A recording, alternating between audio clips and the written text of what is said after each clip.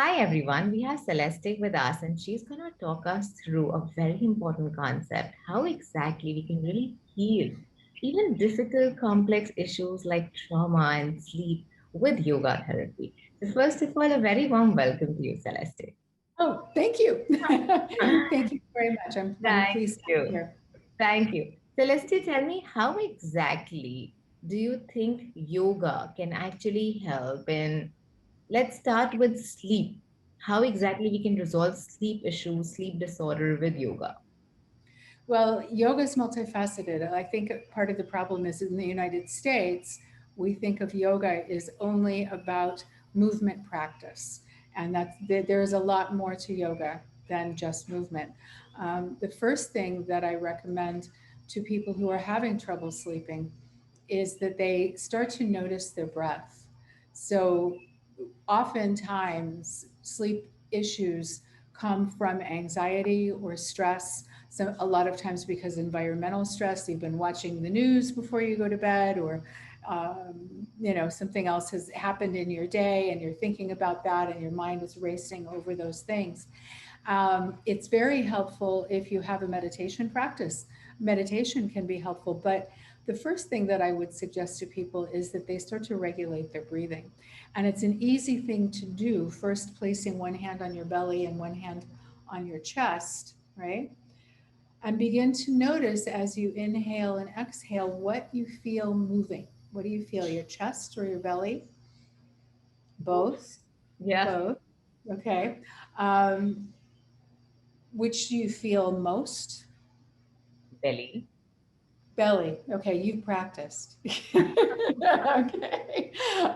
Many times, people who have anxiety or depression or issues with trauma and sleep tend to breathe more in their chest and less in their belly. And so, what that means is that the diaphragm area is contracted and tight. So, the diaphragm actually cannot move so that people can take a full deep breath. And what that results in is a lack of oxygen because we're not breathing well. And if you don't get enough oxygen and your carbon dioxide ratios are off, it creates anxiety. So if you're already anxious and you're breathing like that, it makes it worse. So the first thing that I tell people is hand on the belly, hand on the chest. And if you notice that the belly is tight, to consciously release the muscles in your abdomen so that you can expand your breathing more, so you get more air in. Because air, when you breathe in, the first place that the air goes is down. It goes down into the lower part of the lungs first and then fills up. If all you're doing is if you're contracting the lower body, the lower abdomen, then all you have is the space up here, up in the chest. And so you're not getting enough air. And if you can do that, you may start to feel yourself. You do that for, no, 3 minutes. Just breathe with relaxing the belly. I call it soft belly breath. If you do that and you close your eyes and you breathe like that, you may actually start to feel yourself yawning and getting tired because your body's getting enough oxygen now and it can relax. And what happens is the anxiety starts to melt and you start to feel a little bit more easy.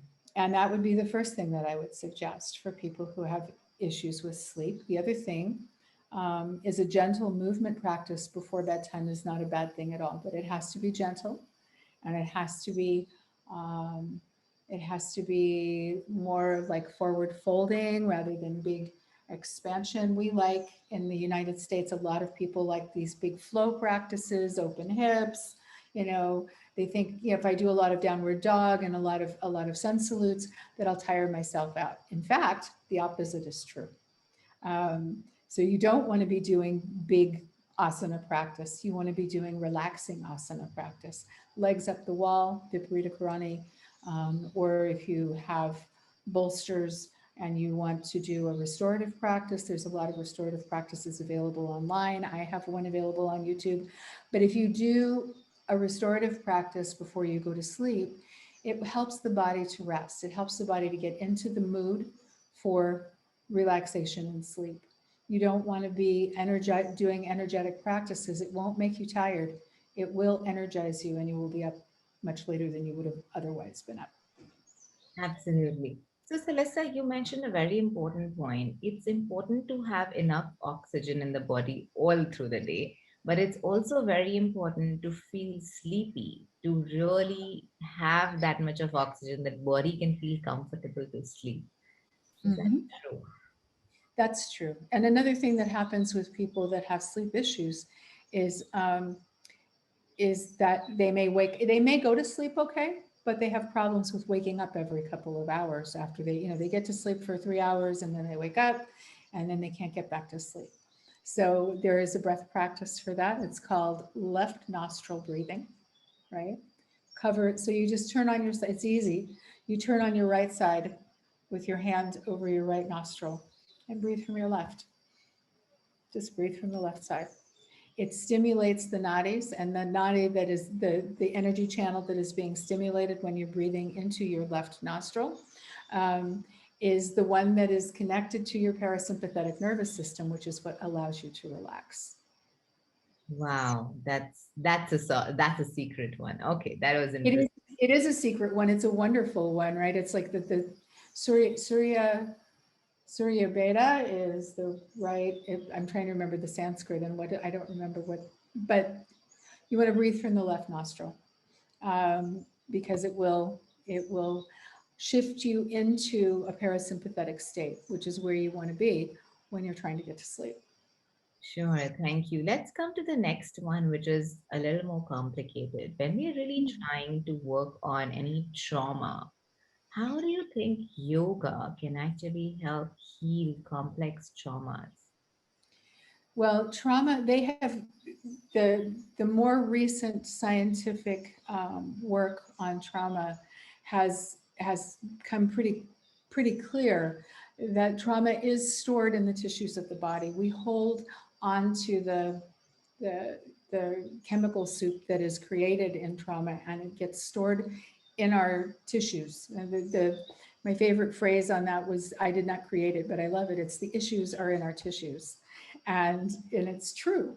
Okay. We hold that trauma in our bodies. If you've ever noticed, if you're in a yoga class, sometimes people will be doing yoga and they'll start to shake. And that usually freaks them out. They're like, oh no, I shouldn't be doing that. And in fact, what they're doing is their body is releasing those chemicals from the tissues of the body when they're shaking. It's a good thing. So how yoga helps is, you could spend years in psychotherapy trying to deal with trauma, but if you can access what's happening in your body, you'll move it through much faster. And I'm not saying that you shouldn't also go to a therapist if you feel that that's necessary, but even therapists today are acknowledging the reality that you have to get the body moving, because it's one of the things that happens with trauma is we tend to shut down. Um, Pain is part of that, because as we hold the trauma in our bodies, we also develop pain syndromes that go with that. Fibromyalgia is one of those where, they've said for years, we don't know what causes it.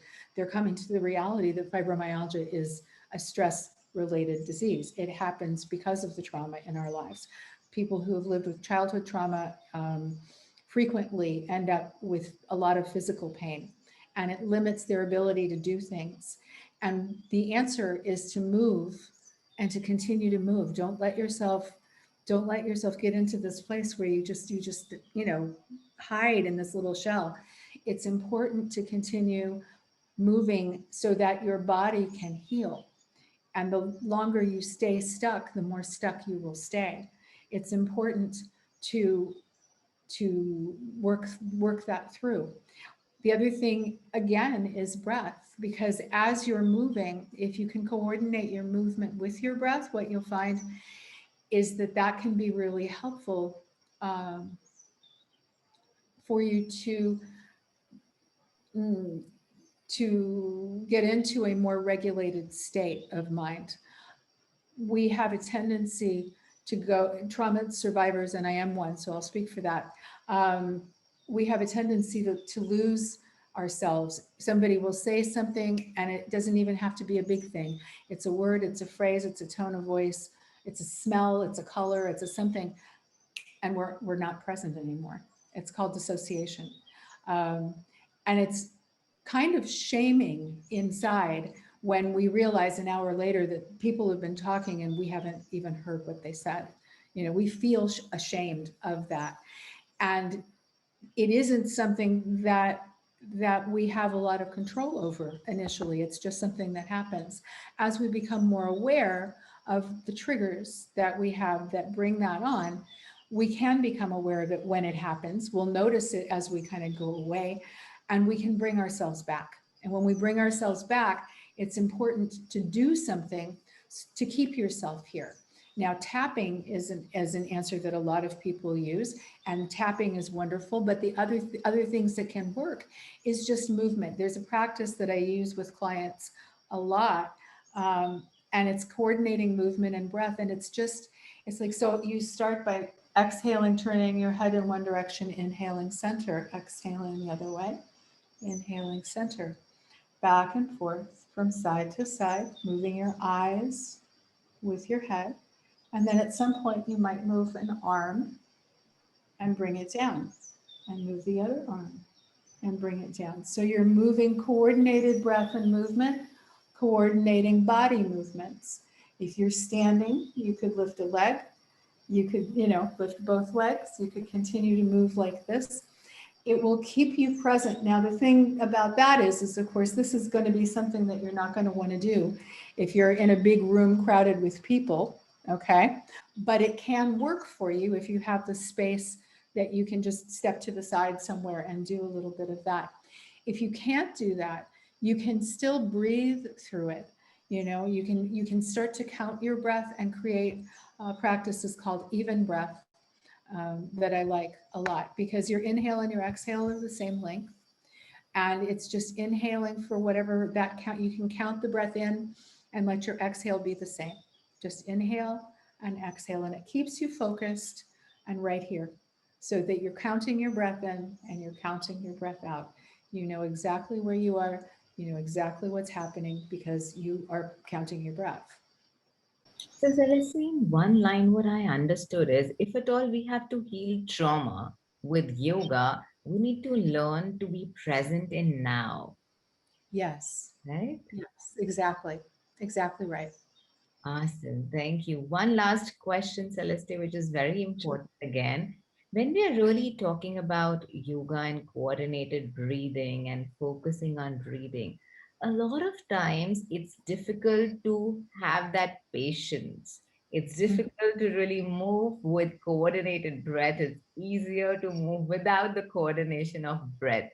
How can we really remind ourselves again and again that if at all we are coordinating breath, we are actually having much more benefits? Is there a phrase, a mantra, a slogan, a quote that you want to share with the audience just to tell them that it's not about movement only, it's about Uh-huh. coordinating movement with breath?